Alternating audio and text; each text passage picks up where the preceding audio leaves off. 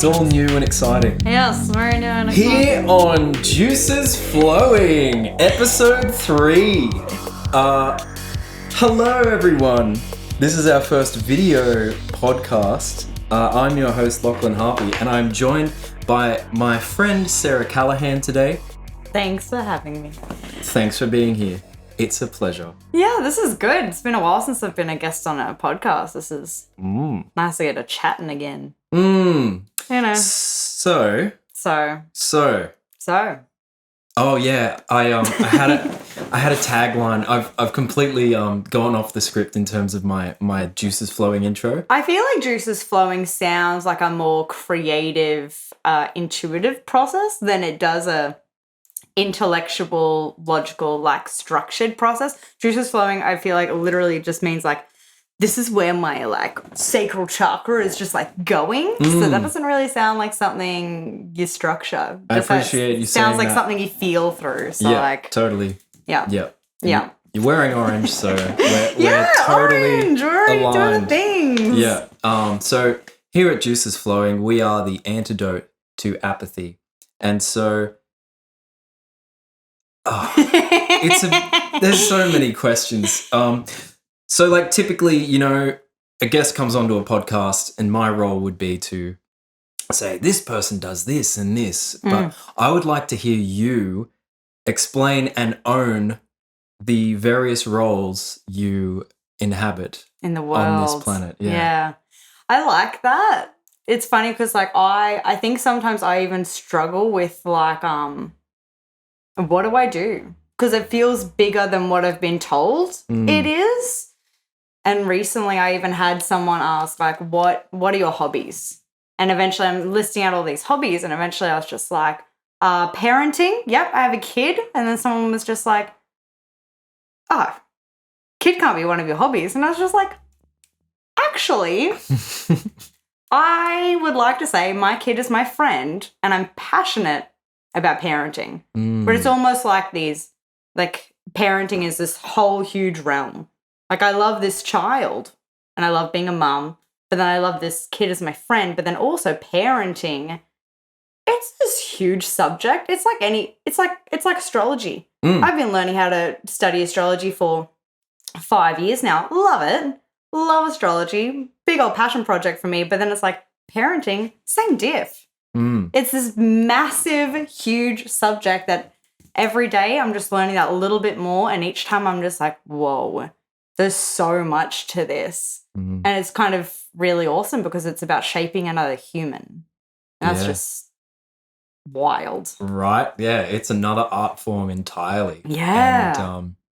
And perhaps one of the most necessary ones too. Yeah, it's an art form. It's this human natural way to therapize yourself. Even like the people who don't therapize themselves when they're parenting, like, well, it's totally fine. They're doing their best. Go them. But also when we choose to use that experience of parenting to reparent ourselves, it's like, cool, we get to stop passing on generational trauma then, or at least minimize it, shift it, mold it, and create it into something new.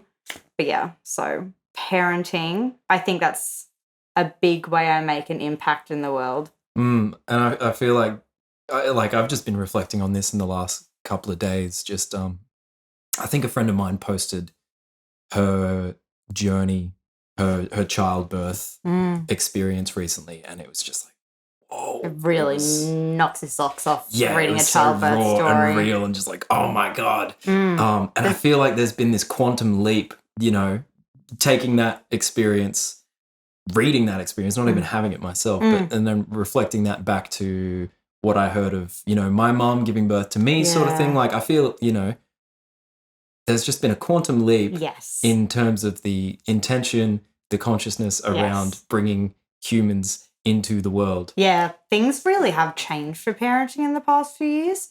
I remember because I was 20 when I fell pregnant. Wow. I wasn't planning. I wasn't. They have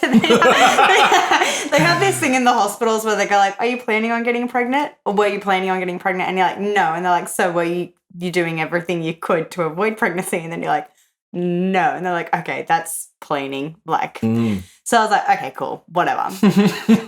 But I always had this, for years, I was kind of just like, still, I'm naturally quite spiritual, and like my brain already naturally goes to quite philosophical views of the world and how we live and why we live and what's our purpose in life, and everything happens for a reason. And then for ages, I was just kind of like, why? Why did I fall pregnant? Why was I the young mum? Like, you know, on average, younger mum. And I was very like questioning it. And now that I'm here and Ali's like 4 years old and my mind is preparing for like another baby, and I'm just realizing that I'm passionate about parenting, I'm like, oh, that's because that's what society needs right now. Everyone's preparing themselves to be ready to accept that like these little children aren't just children. Like I had someone say to me the other day, like, I don't know why you listen to Ali the way you do. She's just a 4-year-old. And I just had to say to them, like, hey, I'm not going to argue with you about how I parent my child because she's a human being and I respect her for being a human being. And I look at her like she's a 4-year-old. I look at her like she's a human. It's just that simple. Her big sadness is just as important as my big sadness. Like her anger is just as important as my anger. And so when someone else tells me that it's just like, she's just a 4-year-old, you can't listen to everything she says, I'm like, maybe that's why we don't listen to our own issues. Yeah, maybe that's why we all repress things. Maybe if we didn't teach the children, hey, you're just 4, so this doesn't matter. Yeah, what kind of complex is that going to develop? Yeah, like the ripple effect from that conversation alone. I know. Bravo, kudos to you. Yeah, thank you. And it was good because in those moments, like with parenting and then just anyone who touches you in parenting, even that conversation, you have to recognize that it's just like what that person had said, that had to do with like, that's how they were raised, that's how they view children, and that's how they view their own inner child. Like how we speak to children is how we speak to our inner child. Like when my little girl inside me goes like, so I'm really, really sad. I'm like, oh, okay, cool. That's important. Let's listen to that. Whereas this other person, they would hear the sadness and be like, well, that's not important. That doesn't make any sense. You shouldn't be sad about this thing. They would minimize, which I completely get. I've been on that cycle myself. I used to minimize my little girl all the time. But now I recognize all feelings matter, and kids teach us that, or at least I think we should let them teach us that. Yeah. I like that. But yeah, I think I'm a parent now because of the fact that I think I parent in a different way that everyone's ready for, and everyone else is naturally heading there. It's just more conscious, more gentle, and more loving, more healing for the parents, to be honest. Yep. So one of my biggest passions. And then I like just a lot of things, I guess. And do you know how you go to say like what you do and then you start like marking down all of your roles or your titles and your jobs and stuff? I end up piling on like a lot of those, and then I start questioning myself like, why? Like, why do I have all these titles and roles? Because sometimes my brain's just like, I don't want to be all these things. Like, I just want to be Sarah. That's it. I just want to be me. And how I feel I am, and all the things that I like, all these things that I find passion in. It usually just has to do with bringing more insight to human psychology, and then just the human existence, and then the human existence when connecting to spirit. Like those 3 things. I feel like my journey is all to do with learning from this like firsthand experience how to do those things, and then just like simultaneously hanging out with other humans in the world and being able to share and learn from one another. Then I end up picking up these job titles like personal trainer and psychic and counselor and all these things along the way. But really, I feel like I'm just being a human and living a life, learning about the brain, learning about how to help myself, which then in turn helps other people. But like, I feel like I'm just living sometimes. Well, you certainly are. And I feel like you've just like pulled the cover off of, we could do the surface level thing of like, oh, I'm interested in X or Y or Z. And, that's cool. But you've gone like straight to the heart of the matter, Yeah. which is what we love here at Juices Flowing. So thank you. You're welcome. What's been happening for you recently? Like what have you been like learning? Okay. Ready? This is like partially like a past part of me would have been scared to share something like this. But now that I think about it more, it's actually just another human experience. Mm-hmm. And the past part of me actually would have been really healed and supported having heard someone else talk about it in such a, this is normal, man. This is totally normal.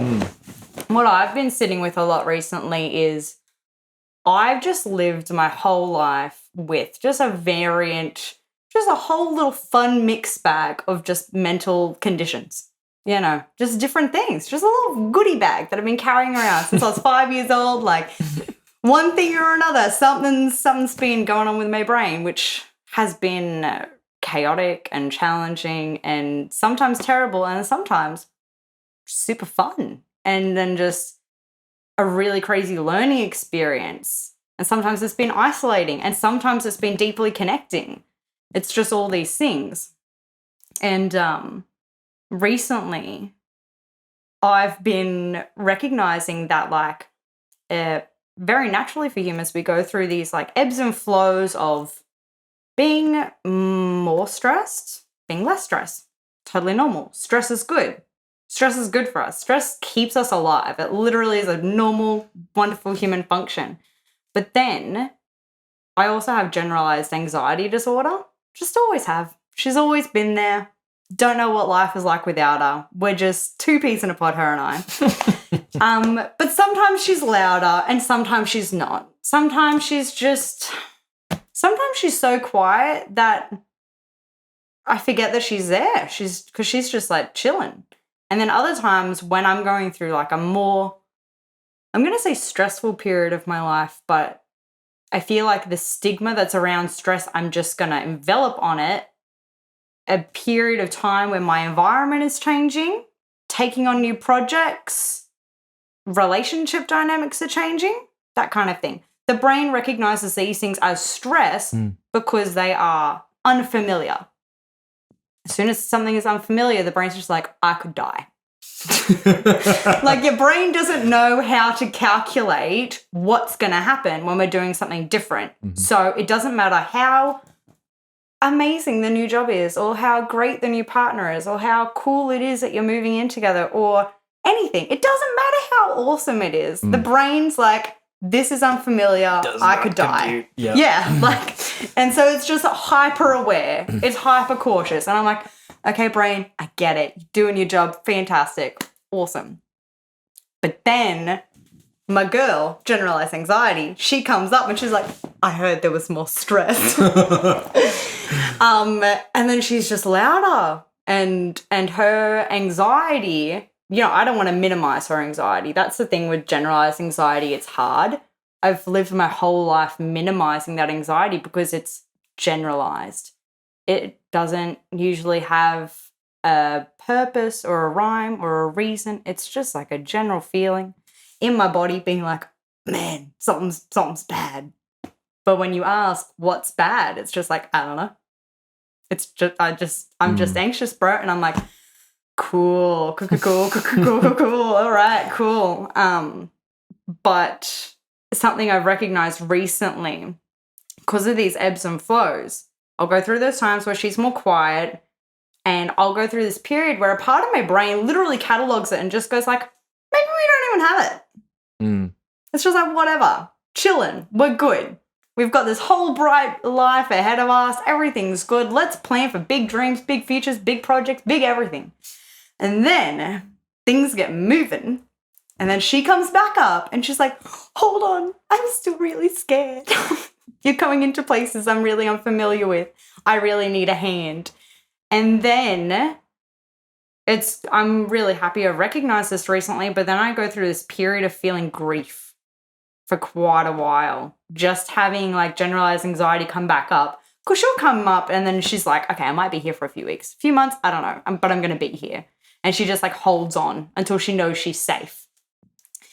And then a part of my brain will just be like, hey, I'm grief. I need to grieve the fact that I thought we were okay. I thought we were okay, and now I'm not okay. All in quotations, like just grief. It's just like, hey, I thought we were good. I thought we could live. I thought we could breathe. I thought we could do all these things without thinking about 1,000 things at a time, or like, you know, suffering with the IBS or the joint pain or the fatigue, like all the things that come with generalized anxiety. So suddenly I'm grieving because grief, it looks at this other part of me as a failure, like it's something that we've done wrong. And so when she comes back up, everyone points their finger at her and they're like, you're not supposed to be here. If you're here, we've done a bad thing and we all suck.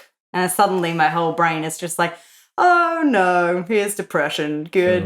And then it's just this big old spiral until eventually everyone accepts anxiety again as like a part. She's a part of the realm. She lives with us. Sometimes she's more quiet, sometimes she's more loud, but she shouldn't be the reason why we should suspect failure. She's just keeping us safe. Sometimes she doesn't know how to do it, so she freaks out about everything or nothing. But she still deserves for us to respect her. But my brain's still figuring that out, because from such a young age, as kids, we were told, well, I don't know about everyone, but I had generalized anxiety from age 5. So I was always told, what are you so worried about? What's the big deal? Are you really upset again? Yep, just minimizing it. Yeah, just so then I'm still sitting with minimize in my head. She likes to criticize the other bits. So I've been sitting with that a lot, just having anxiety come back up and then grieving the fact that every once in a while I think I'm better, or I've healed myself, or yeah, I'm not going to have to like deal with this hard thing again. And then suddenly I'm back in that hard place and I have to remind myself, like, that doesn't mean I'm a failure. It just means I'm a human. Like, that's it. That's fucking right. Yeah. We get so attached to the successes and the striving and the yearning. And I feel like before we hit record, we were talking about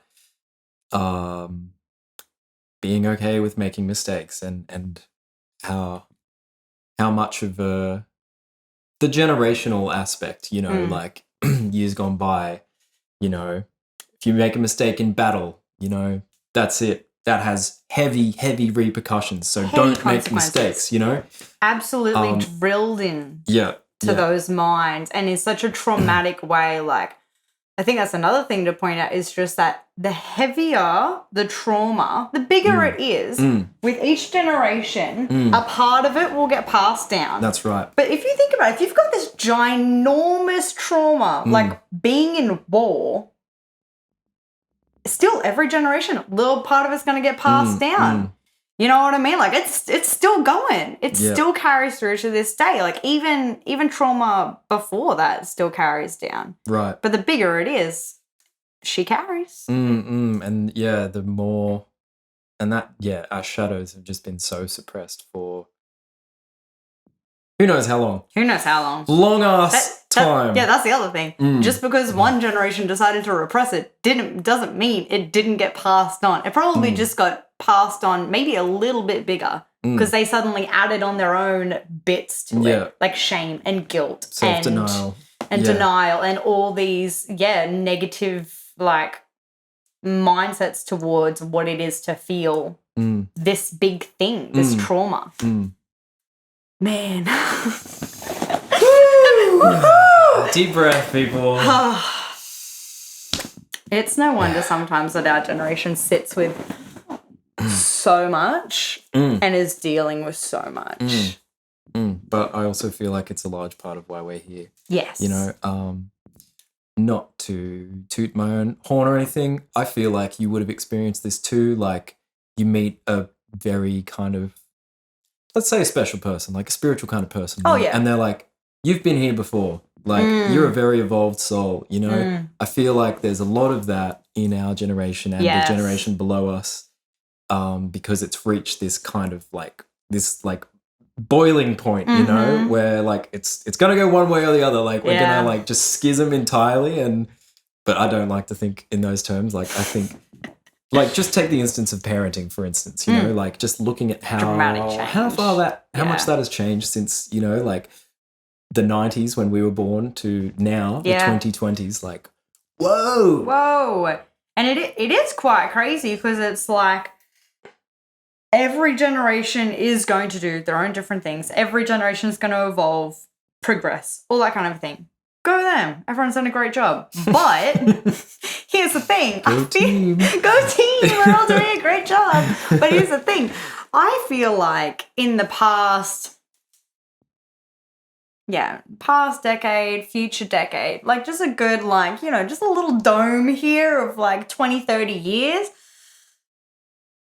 I feel like so much more is changing, so much more is progressing in that time. Like I respect the hell out of my parents for having strived to do better than their parents. And then I respect their grandparents for striving to do better than their parents, and so on and so on and so on and so on. But I feel like this generation, like the past 10, the next 10, the next 10 after that, I feel like those generations, they're not just I don't know, it doesn't feel so, I feel like the impact's bigger. Yeah, and we have the tools, you know, like we've opened the Pandora's box of the internet. Damn it. Yeah, it's totally, like, thank you technology for being here, because that is like a huge reason why we are going to see so much more development. Right, but it's also at the point now, and particularly, you know, having gone through a pandemic, having gone through lockdowns, having experienced in our extended circles people of like diametrically opposed viewpoints, and evidence to back up both viewpoint. You know, it's you can find the information you're looking for anywhere you look. Whatever viewpoint you have. And discernment is the next phase, I think. And like, then we have the technology, we have the tools. Now we got to implement discernment and what is true. What is true? The discernment to you is like running things through your own like filter of truth. Just checking.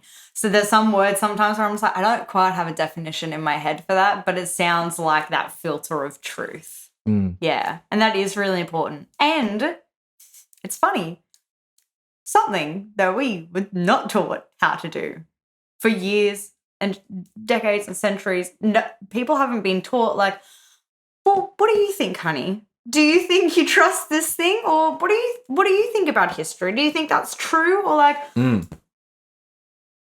that's so not the kind of support we got as children or any generations before it. It wasn't like, oh, totally, feel free to question this thing. It's like, no, this person at the top says this. You have to listen, and you got to zip your mouth. Yeah. So I feel like that comes into the generational trauma thing as well. We've been living in this hierarchical, patriarchal society where information is here and it's disseminated here. Maybe it's like covered in mud and like this bit, we don't talk about that bit. You get this bit, that bit, we'll keep that and use that to lord this power over you. And we might just mold this bit to make it look a slightly different way. So it makes so that you hate this person over here and then you're too busy fighting to see that I'm the one that's like taking all the pie, you know? God.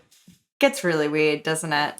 Oh, well, like, yeah, I mean, it's gross, but it's also like, it's very primitive. It's very basic. It's is. I need to survive. Like, totally. Give me the resources power, to survive. The control, and like, I mean, it is kind of great in a way. Like, I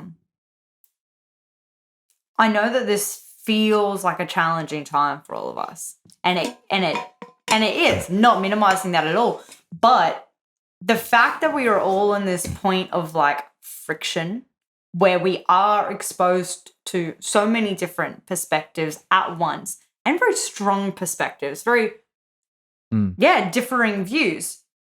It's also creating an internal friction. But that's really important.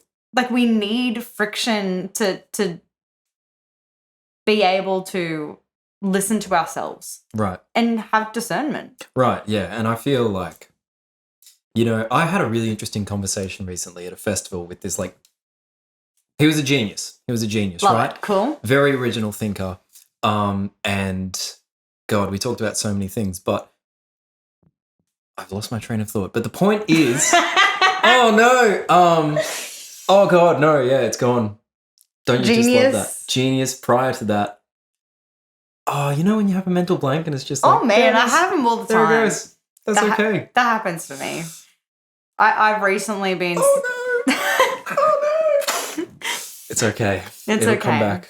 I've recently been sitting for the past year and a half more with my ADHD diagnosis. Had it since I was 5. Was never taught anything about it. I kind of just went through my life picking up so much stigma that I just tried to repress. That was even a part of my knowledge.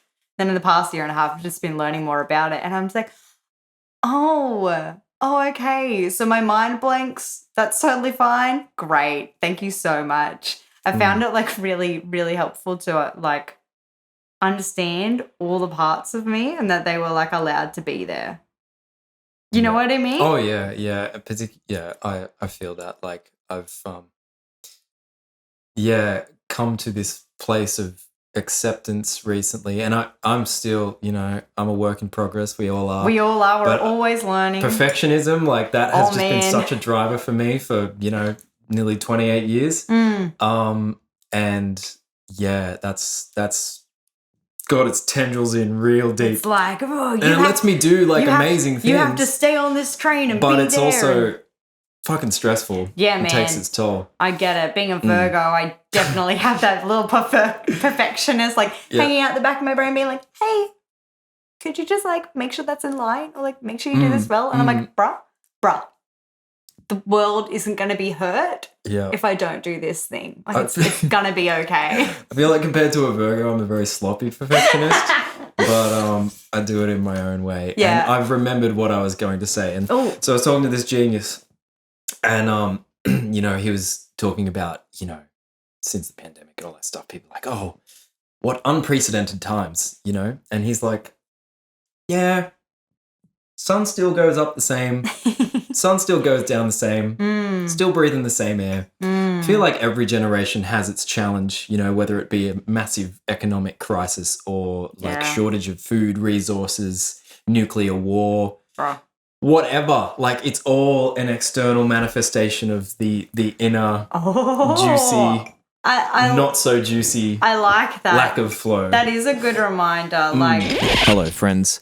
Consider this your reminder that if you're feeling a little run down, a little sore, a little sorry, or just in need of a tune-up, you can always relax, repair, and rejuvenate with a Zentai Shiatsu treatment from Happy Dragon Healing. Zentai Shiatsu is a style of bodywork that I am just so enamored with. It's an immersive practice, blending elements of Thai massage, osteopathy, and Zen Shiatsu. Underpinned by the ancient wisdom of traditional Chinese medicine, Happy Dragon Healing offers more than just a relaxing experience. By taking into account your unique story, body, and needs, a tailored, balanced, and restorative massage therapy is the result. Happy Dragon Healing, happily serving the Newcastle, Lake Macquarie, and Hunter Valley regions. Back to the program. I really love putting perspective, bringing in awareness to that. The external environment mirrors the internal environment. I hadn't thought of it on such a grand scale though. I hadn't thought of it that way. I thought of it in the ways of individual humans or households. There's this one, an alchemist I've listened to. She was on a podcast that I was listening to, and she was kind of just saying, this is literally how I help people. We look at their inner environment, their outer environment, and then we just alchemize all of it because, that's how we can look at it. What a great way to look at a person's brain. How do they hold themselves in their environment? How do they take care of their body? Like all this stuff. And like I can just see it over the past, like, God, how many years would it be? 5 years. I've gone from being a very like scattered, messy, procrastinating, I would only let panic drive me to like get anything done kind of thing in my house, you know, and then I would shove things away and I wouldn't look at them like, and it wouldn't be organized. But then random places in my life were intensely organized to like an anxiety inducing amount. It's just erratic, very erratic. And now, like just transitioning into like living with my partner, I've been a very clean person for like the past year, but you know how when you move again, you get rid of more stuff. Yeah. So that Ideally, yes, that's true. Not everyone does that. Yeah. That's what I do. Every time I move or shift furniture, I'm like, we're getting rid of more stuff, girl. Or like every time we have Scorpio season, getting rid of stuff. Like Scorpio season's big for that. At the very minimum, Scorpio season. But I recently got rid of more stuff. So did my partner. We moved in. We combined all of our stuff, and we're like, oh no, what's our house gonna look like when we live together? And now it's done, and we're like, oh wow, we look like we have a really calm relationship. That's nice because the house is just nothing's hidden, nothing's messy, nothing's overwhelming, like, and it's just spacey. It's just fresh. And it's like comforting. It's a reflection of you two as people. You two, like, I mean, I know you, I don't know you that well. We only met like a year ago. Yeah. And I've met Josh even less frequently. Even less, yeah. But I know that you're both engaged in the work and you're both very much on that like self-improvement, community improvement, you know, kind of path. So yeah, it comes back to this thing of polarity, which has very much been what I've been learning about recently. The reflection of the inner in the outer and vice versa. Yeah. You know, the instance that came to mind just then, and you can apply it in so many facets, so many ways. But, you know, let's look at the 60s, say. Like, you've got swinging 60s, free love, hippies, that's great. You've also got threat of nuclear war, Vietnam War, assassinations, like, big polarity. Massive there, polarity, you know, the love, the hate. Yeah, like lots of passion. Absolute free love, absolute free hate. Like handing out hate to any old person who looks at you, or handing out love to any old person who looks at you.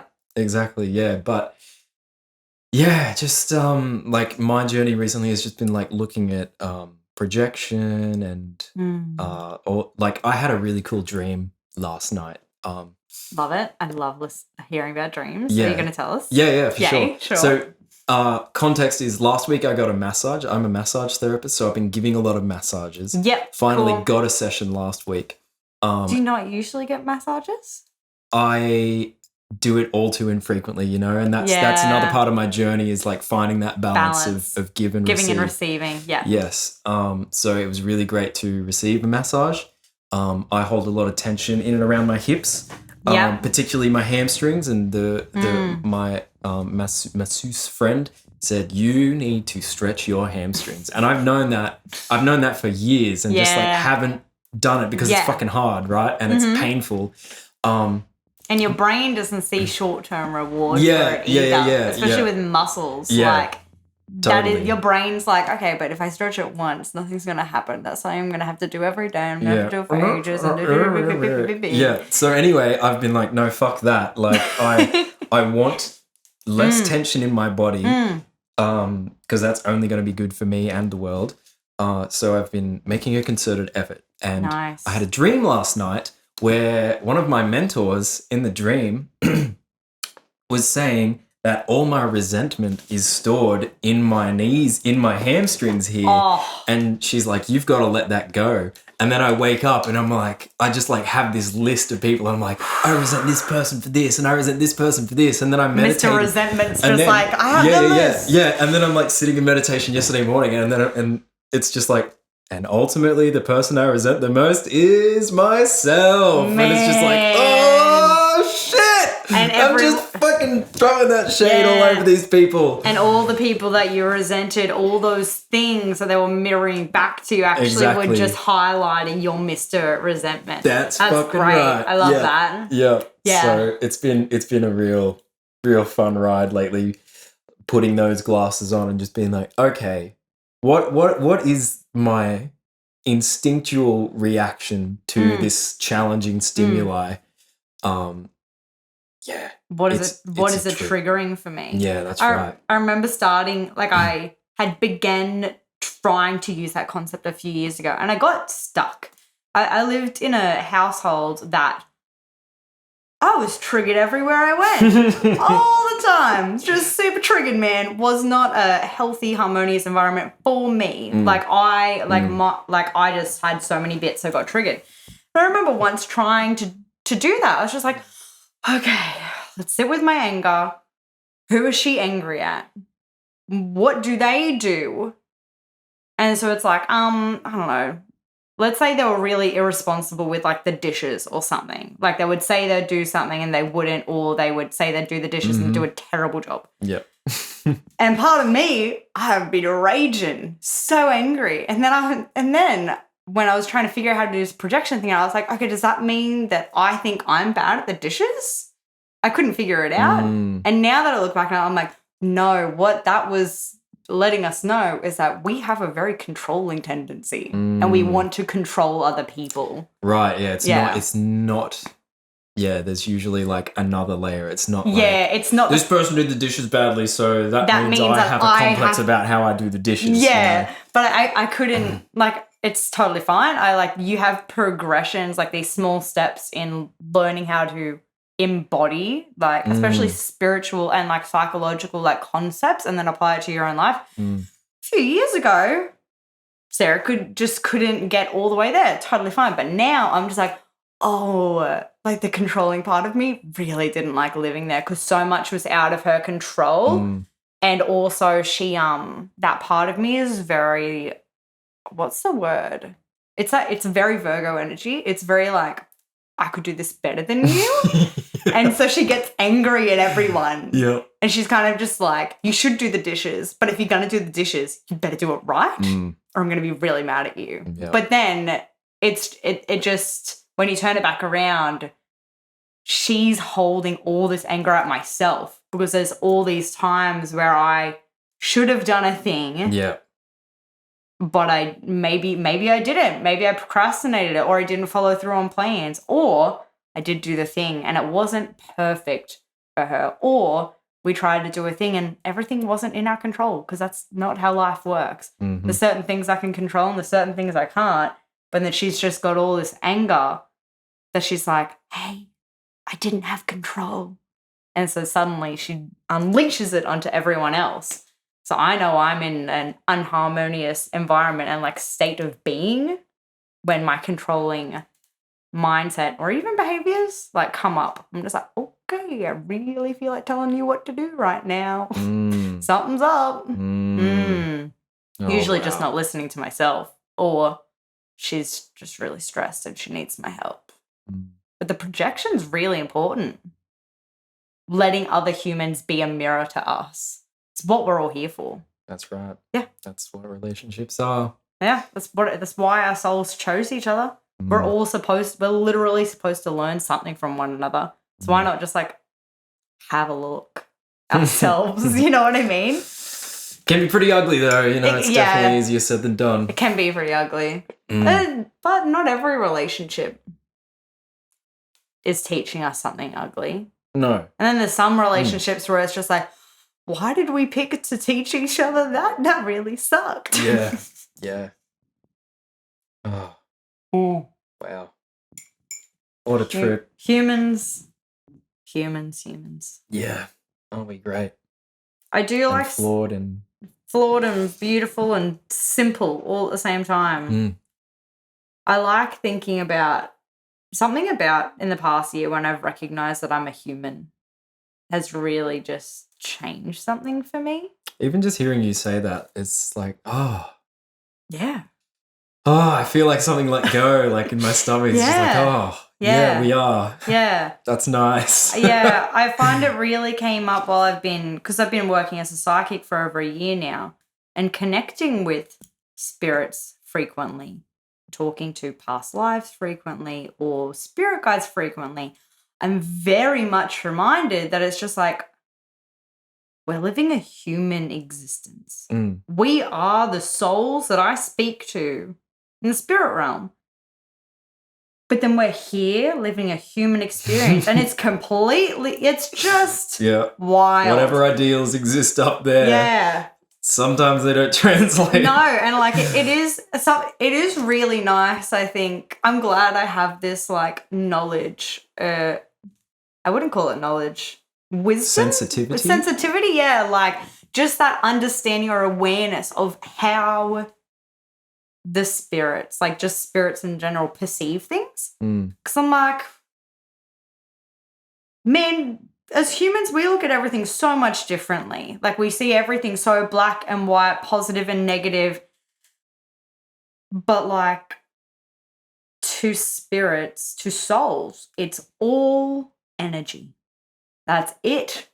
And like human experiences hold like the same value. Like one person strolling along the side of the street and picking up a little tiny flower and enjoying that for a precious moment, that is just as valuable to the soul as like winning a Nobel Prize. It's just another human experience where they get to experience joy or love or just like beauty for a moment. And it's just a really good reminder, because it's like, yeah, we don't have to be trying to do all these big, profound, grand things. It's like our soul is just happy to be here, good meat vessel, walking, eating, swimming, breathing. yeah. It's all really great stuff. The soul's just happy to do that. The soul is even happy to cry. Like that was a game changer for me when I felt myself crying in this past year, and just I could feel my soul being like, wow, what a beautiful, strong human emotion that is for you. And I was just like, like I'm like crumbling in this beautiful slop of a way, and then my soul is like, oh my God, how juicy. Yeah, man. Nothing like a good cry. It's a good reminder. Yeah. That is one of the human experiences where I'm like, this is so strong. Like I feel like there are those particular strong human emotions where you're more in touch, more connected to, can hear more of your soul, your spirit guides, your past lives, even like what people would perceive as like God. Like, because these are like energetically exposing like moments in time, like where we crack open, like in rage, pure sadness, just that deep, dark, the wave has swallowed you whole sadness, and then just like extreme passion through like intimacy and sex. Our soul's just exposed. And here we are just speaking on all these planes and all these levels. Like we've just cracked, and our soul is just like, the human experience. So good. I wonder if souls sometimes get like, I'm just my head. Yeah. I wonder if souls ever get like, they have so many experiences feeling like sadness that they kind of just like, they're just like such a strong human emotion. We'll just keep doing that. Is that just the human experience it really likes? Yeah. Does it like feeling really sad? Yeah, I feel like there's plenty of people who commit to that. Yeah. Yeah. But then humans struggle with feeling sad all the time, because in society tells us if we feel sadness a lot, then something must be wrong with us. I know I struggle with that. If I'm sad more than a few times in like a couple of weeks, I'm just like, oh no, do I have to start contemplating my life again? Maybe my soul it's just like, hey, we really want to feel something, man. Or that's just the human experience it needs. Yeah. Yeah, it's nice to give yourself over to it. That's one that, yes, for a long time I feel like I lived a very one-dimensional existence, and if everything wasn't like sunshine and rainbows, it was like, that's not real.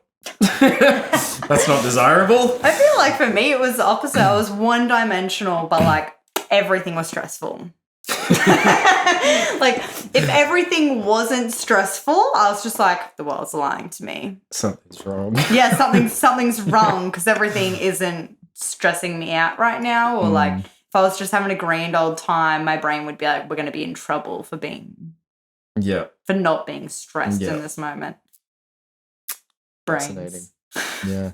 So I'm curious, what got you started on this psychic path? Okay. How did you open that door, or was it open for you? Both. I feel like it's just been something that's slowly progressed from a very young age. So when I was a child, I was actually in Catholic school. So big old Catholic when I was a kid. I wouldn't say I'm tied to that religion anymore. That's funny. I've just had a realization. So this is episode 3 of Juices Flowing. All 3 guests have a background in Catholicism specifically. Which is very interesting. Yeah. Because I feel like that's another like big fucking shadow in the collective unconscious, you know? Man, the messages passed on through Catholicism, I'm still working with. I've really got to, there's some shedding to be done from that area of my life. And it'll take time, and I'm a patient human, so it's cool. But I did find when I was a kid, from a very young age, I built rituals, and I really enjoyed prayer as a kid. And it was funny because like I knew that there was, this structured way to pray as a kid. We prayed all the damn time. And at school, I didn't feel all that tied to it. It was just something that I had to do. It was this logical thing. I had to say these words, make the teachers happy. Can't talk shit. Yeah. All that kind of a thing. Yeah. But then when I was home, I would allow myself to have these rituals of a night as a little girl. And I found peace in those moments. Just sitting by my bed and praying. I would just pray to God, and I have no idea what I used to pray about. None. I just remember the energy and the peace and the serenity I used to have then as a child. And when I was in like year 5, I had a teacher. I can't believe she managed to get away with this, but she had like talked to like the diocese board teachers thing, I don't know, and was able to like pass this thing where she was going to use our class in like an experiment kind of thing, where she got our class to do 30 minutes of meditation every morning for the year in a Catholic school. Yo. Bro. Awesome. It was so awesome. And it was so impactful. So impactful. Every kid in my year, I remember that year was just very blissful, very clear, and everyone got better grades than they ever had. We exceeded the what are those silly little NAPLAN? tests? Yeah. Or what? Basic skills test? No, I think it was NAPLAN because that was year 5. Yeah. Yeah. We exceeded the other schools in that year, which was really like, it wasn't like our school naturally was really smart or anything. That's not how it was. It was just that particular year, everyone just, and like I remember as a child, like I had anxiety, and that year I felt better. I slept like a wonderful, good level-headed brained human would do. All these things. So then I always knew of that experience. And then when I was a teen, I was lost. I was anxious. I was depressed. I had a really hard time as a teen, just like my brain. Didn't love it. My brain doesn't like hormones and going through that hormone fluctuation as a teen. Not a good time. Very reactive, angry child. Got in a lot of fights. It was, what my soul wanted to do as a human, apparently. Mm-hmm. But then once I started getting a bit older, I was kind of just like, I could just feel that itch, I guess, being like, look at the other dimension. Look at the other dimension. And like as a teen, I still had this like intuitive level of being able to like sense spirits around me. But then also a huge part of me just being like, don't acknowledge. I don't acknowledge that that's a thing. And so I struggled with that part of me being like, hey, you can see spirits. We could do something about that if you wanted. Like, I wasn't scared. I was very comfortable. I was just like, yeah, chill. No worries. This is a natural thing. But then so much of me was just like, it's a generational trauma. It's just like, don't do things that are different, man. Like, this is... That's going to get you burned at the stake. Yeah, that's going to get you burned. Don't stop doing that. Shut that off. Another couple years go down the track. And then I think it was right before I was, like a year before I was pregnant. I was good old-fashioned stoner for about a year, as you do. And during that time, that's just one of those gateways to being connected with spirit again. I found, like, when I could be by myself, I was with my soul. Like, me and my soul could speak to each other just freely, and I learnt more about my soul and who I was during that time, and it just allowed me to follow my intuition more, and it kind of just said, like, no, this is safe. Like, play with this. Have a look at this. Like, let's research this. And I just would go on these little spiritual research binges when I'm high, and I had a great time.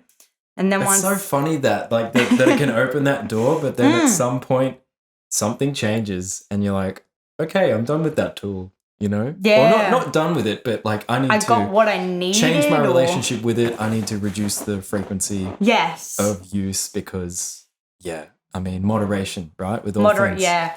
And I had a lot of people around me that were addicted to the substance, but again, emotional addiction, not... That's how I look at addiction in general. It's just emotional. And a lot of people around me had an emotional addiction. And I remember being very like, okay, so for me, not where I'm at.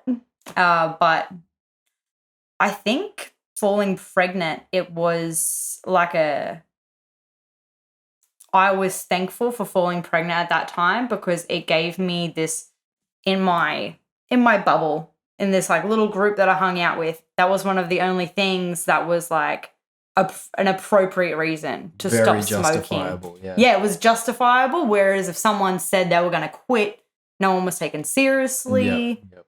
You weren't bullied, but you weren't supported. And if someone said like, oh, okay, I'll just smoke again. Yep. No one would be like, no, man, come on. Like, you know, you can, you know why you wanted to do this. Like, no. They all fed each other's addictions. Totally. So when I like had this justifiable reason and I'm just like, I'm making life in my stomach, everyone's just like, oh, cool. And then I was just like, oh my God, I can start like backing up and I could like move away. And I didn't need this, gateway into looking at the spiritual subject. Then eventually I was just, oh my God, I'm being left on my own. I can just look into these things by myself.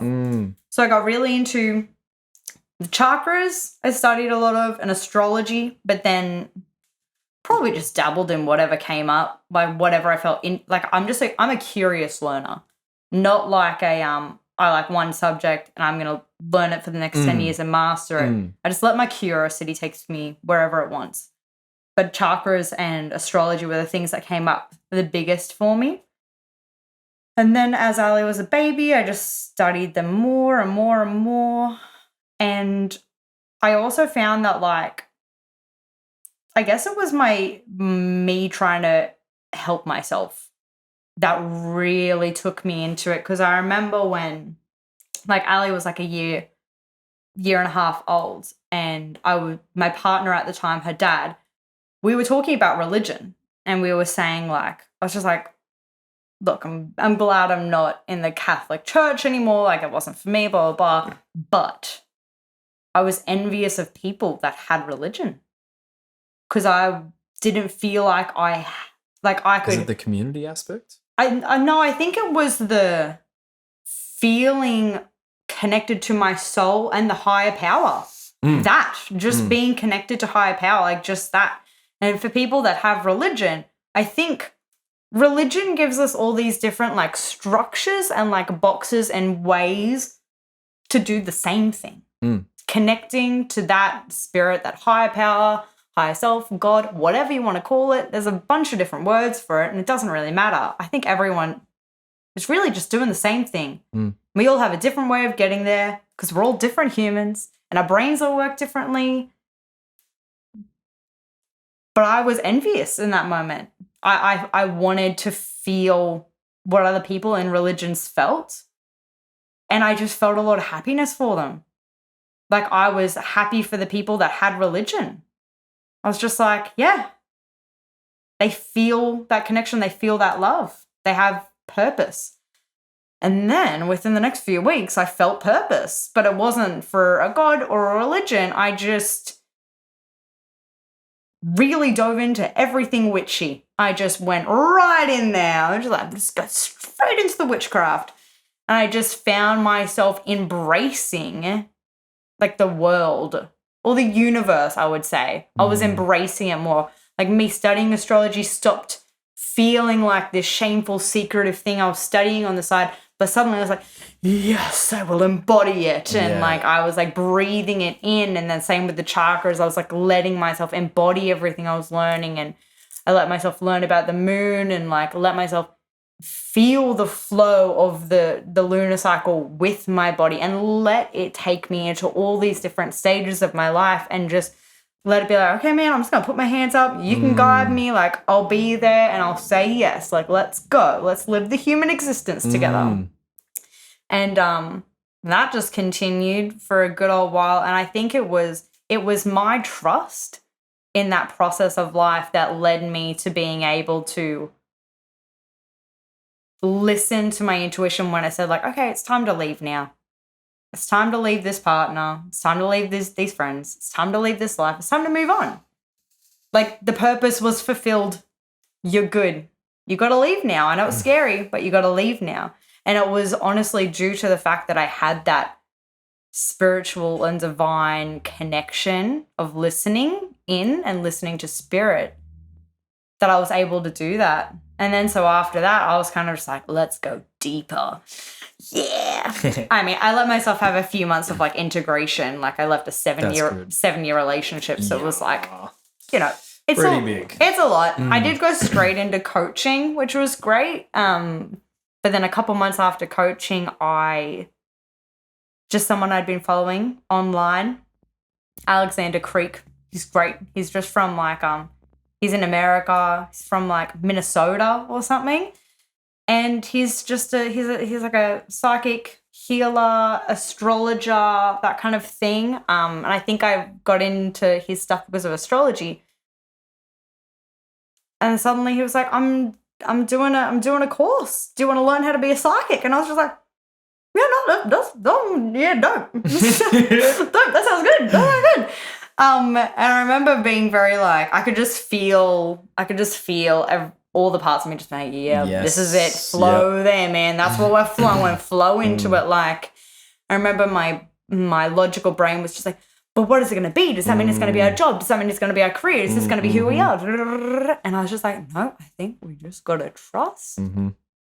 Like, I think this is just something we should have under our wing. Yeah. That somatic wisdom. Yeah. It often tells a much different story than the one our mind wants to. Yeah, our mind doesn't know. It doesn't know shit. No, it doesn't. Sorry, mind. Sorry, no. We love you. You're necessary and you're loved and you're valued. And you're doing a really good job to try and keep us safe. But there are things our brain cannot know. Not its fault. It's not supposed to. That's where our unconscious is for. That's what the soul is for. That's what the spirit guides are for. We just have to trust. Sometimes our brain totally serves purpose. Sometimes the brain's got to so we can listen. And honest to God, that's what the course gave me, was learning how to recognize the brain for its job and then recognize the soul for its job, and learning how to like turn them up and down and then listen in here and look over there and like feel energy and move energy and trust. I swear to God, that was the biggest lesson, just learning how to trust. Like, I could look and feel and embody and breathe in anything on any of the dimensions. I just have to kind of believe that I can and trust it. Like, when my brain gets really loud and it's like, wait, should we question the purple blob that we could see? Like, what does the purple blob mean? Should we dissect it? Should we look at it? Should we think about this a lot? That doesn't add up. That doesn't make sense. I've never seen anything like this. This isn't realistic. And then you just have to be like, shh, we're just going to be with the purple blob. Okay? That's it. That's all we're gonna do. And we're just gonna let the purple blood speak to us. Okay. And honest to God, that was life-changing being able to do that course. It was like a 3-4 month course. I think we had like weekly or fortnightly classes, and we just paired up with other students. Our teacher would give us like a very brief, like, this is what you're going to do. Like, just give like 3-4 steps. Like, do the internal energy work, like run the energy, seal the energy, protect the energy. And then it's like, and now we're going to read the energy. And it would just be so simple. He was like, just look at this place. Tell me what you see. And that'd just be it. And then you just trust. Man, game changer. So that's how I got into it. Yeah. Awesome. Yeah, so awesome. Thanks for sharing. Yeah, so much fun. If anyone ever wants to do psychic, just do it. I think it's one of the coolest things you can do in the human experience is learning how to be with your soul in the human experience and then connect to other souls. Like being able I get really weirded out sometimes that I get to do this and it's real in a human existence, but like being able to do psychic work with other humans and sit down and speak to their soul or speak to their inner child or like meet the part of them that was a baby and felt malnourished and like feed them or sit with their teen and listen to all the anger that they had or meet their grandmother or meet their past life and what they learned in that past life and what they're trying to pass over now. And like seeing all the different ways that these spirits want to pop up. Like I met a bird man once. He's just like half bird, half man. I'm like, he's showing up as a half bird, half man. Not going to question it. Just going to let it roll. Oh. just let it go. But being able to connect with all these souls and then parts of souls in all these different various ways, it's just like, that's kind of crazy. I can do that in a human existence. Like I can understand us doing that as souls. What else are we doing? We're souls. We're just going to go and be with the other spirits. But it is quite crazy to be able to be a human and be with souls at the same time. And then not just being able to, because like as a counselor, I can talk to the human in front of me and help them mentally and emotionally. But when I go through that back door and I'm like, hey, I'm just going to hang out. If anyone wants to come and talk to me, I'm just going to be here. And then suddenly like a whole inner world is just exposed and vulnerable and raw to me. Wow. Sounds to me like you have a gift. Yeah, I do. It's really fun being with that gift as well. It's really, really nice. It's so grounding, but then also enlightening at the same time. Yeah, it sounds to me like kind of similar to my journey with massage, like just this thing that intuitively was offered to me and my body, my soul, everything was like, let's do that. Don't know where it's going to go. Just follow it. Totally like unexpected, but let's go with it. And now I'm treating people and helping people and the nourishment that comes from that. And like this, yeah, as you said, it's grounded, but it's also like super enlightening as well. It's this very rewarding sensation being able to guide people through those experiences and just bring a bit of love, bit of light to some places that mightn't have felt it for some time. Yeah. What was I going to say? Oh, so if someone wanted to engage in such work with you, how do they go about doing it? I would say that they would message me. I feel like that is the way. God. Sarah the Holistic Witch? Yeah, Sarah the Holistic Witch. There we go. That's my handle on Instagram. So that's how people can do that. I love it when something I love, and when I say love, I mean in all sarcasm. love. Like it's so hard for my life. Yeah. But trying to market any kind of psychic work, it doesn't work for me. Like I think I've decided to just take a step back on even trying to market that and just being like, no, you know what? This is just something that feels good. I'm moved by, others are moved by, and souls will find me when they find me. But I just don't think it's one of those things that I need to bother my little human brain over stressing itself out over anymore. It's just like, no, man, I think this one, we just got to let it go. Because when we get to connect with another soul, it's divine and magical and healing for everyone involved. But, like, it's just going to happen when it happens. That's right. Like, I just need to be there. Yep. That's it.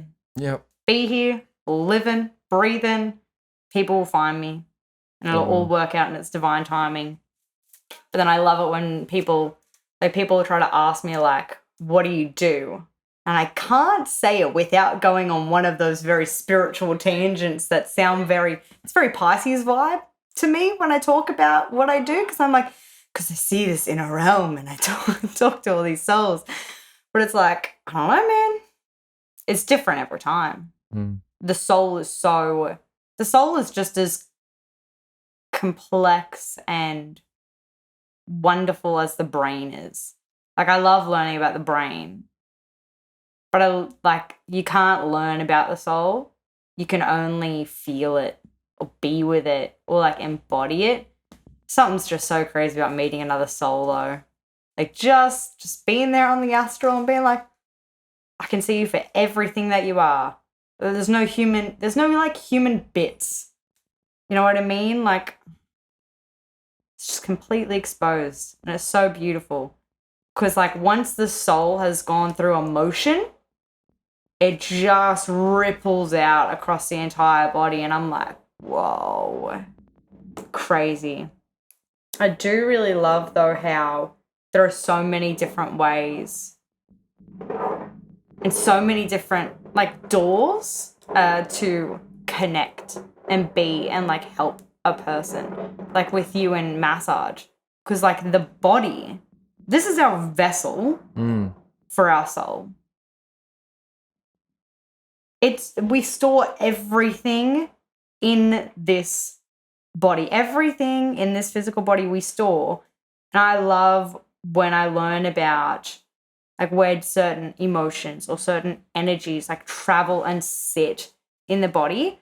Because when I do my psychic reading, sometimes I'm just like, I feel, I do a lot of readings that are, like, somatic readings. So I'll just be reading someone, I'll just get, like, this gut-wrenching pain. And I'm like, I have to literally read that pain. I just need to, like, zoom in on the pain and, like, read what is that pain telling me, like, what is its message. Just zoom in on it.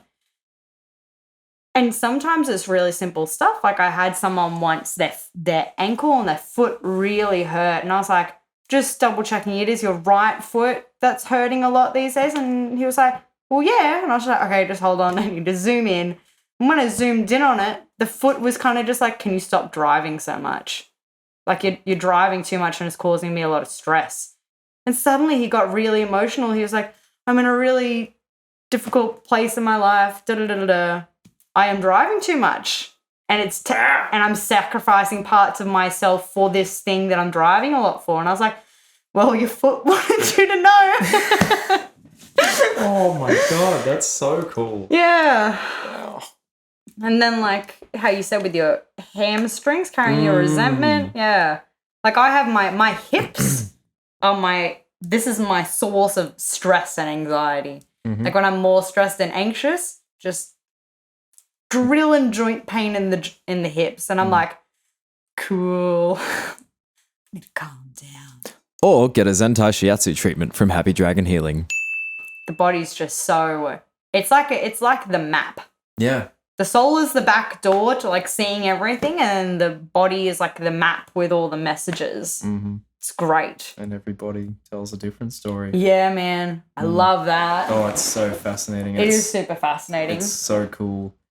Now that I'm, like, treating people Because when I was in training, I was treating a lot of people around my sort of age, like Yes. people who lived a life, but not and are quite aware of themselves as well. But now I'm treating people who lived like 2 or sometimes even 3 times as long as, you know, the median age of people I treated before, and they have lived a life and they've had these experiences.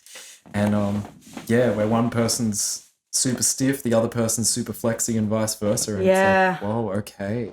Cool. What's the story? We're all moving differently. All different ways. Carrying different things. Yeah. Different loads. I do love it when I go to these yoga classes, and wonderful, wonderful yoga teacher there. He's one of those men where I'm like, you're the goal for secure masculine figures. Like that feminine, masculine, like beautiful energy. And I love it when he takes you into these certain poses because he's just like, all right, your hips are feeling very exposed here. Any emotions that come up, let them come. I just welcome them, open arms, all the love. But there will just be certain places where he's just like, and if you feel anger here, totally fine. I'm like, thanks. Sounds so good. I really needed that, because your body will just have these reactions when you're in these particular positions, or even in massages. I find I'll just have these. I'll feel like not just my body being moved, but everything on my inside being moved, and I'm like, whoa, okay, that's a lot. Wow. The body, the mind, the soul, the human existence. What a fun life. Endlessly fascinating. Yeah. Juices are flowing. Aren't they? Well, I feel like that's a pretty nice point to call it. What do you think? Yeah, no, that sounds good. Yeah. This is nice. Yeah. This is crazy. Human things. Yeah. I sound like an alien when I sound that. Well. I'm just like human. I'm a bit alien. It's okay. Just a little bit. We all are. Yeah, we all are. Whether we embrace it or not. Like, we're really just souls being planted into a vessel. Like, that's not like an alien concept. What is? Right on. Was there anything else you'd like to say before No, I'm good. That's great. I had a lot of fun. Oh, actually, no, you know what? I will say something else. I'm really proud of you. Oh. I think this is like a really nice step in your journey. And doing something like this is a tribute to how much you listen to your intuition and your gut. Like, you're one of those people where I'm like, I'm just excited to watch you because, like, I don't know what you're doing. You know what I mean? Like, in the long term, who knows? But it's beautiful to watch it unravel because every step you take, I'm like, yeah, man, that feels authentic for him. That feels like it's him. It does. I never feel like, I started feeling really emotional about that. I never feel like you are taking action based off an expectation, based off what like society expects of you or family, whatever else. I just feel like you're following your flow, your energy and your purpose and your love. And then I'm like, I just love watching it, man. I love it. And it doesn't matter what it's going to be. Just the fact that you are following, I'm like, he's going to be the human, the best version of his human that his soul wants him to be. And I love it. Well, thank you, Sarah. That's so good. Really appreciate that. And thank you for inspiring someone like me to take such steps in my life. Because, yeah, when we met on a dance floor and I immediately knew you were like someone special and someone cool. You just had a vibe. There was quite the vibe connection on the dance floor. Like, it was great. Okay, who are you? Who are you? Let's dance together really radically for like 5 minutes and then we'll exchange names. Yeah. And similar thing. You're just like so fully you, so authentic, so in tune with yourself and your higher self. And it's refreshing. And it gets my juices flowing. Oh, look at us flowing each other's juices. Yeah. I like that. That's nice. Yeah. I appreciate that. I appreciate you. A part of me still gets uncomfortable with compliments, but it's one of those things where it's like, yeah, it's all good. That's safe. You know what I mean? I think it's like we were just complimenting each other's souls, you know, basically. We were just being like, hey, this part of you, your soul, loving it. Good job, bud. Good job for listening to it. And I think my mind or my brain comes up to be like, oh no, hide it. But like, it is okay. It's safe. And it's, again, one of those things learning how to do. It's safe to follow our intuition. It's safe to trust it. And it's safe for it to be acknowledged as well. And it's safe for you to just accept that as well. Yeah. And accept that appreciation. Yeah. People can just appreciate all they want. Humans can just be humans. Love it. Love it. Go us. Go us. Yes, high five. Fuck yeah. Thank you. Good. Very good. That was another episode of Juices Flowing. Thanks for listening and or watching. Hope your juices are flowing. And keep them flowing all week long. Yeah. Stay hydrated. Get juicy. And she'll be right. Bye. Bye. Cool. There you go. Thank you. That was awesome. That was great. Yeah.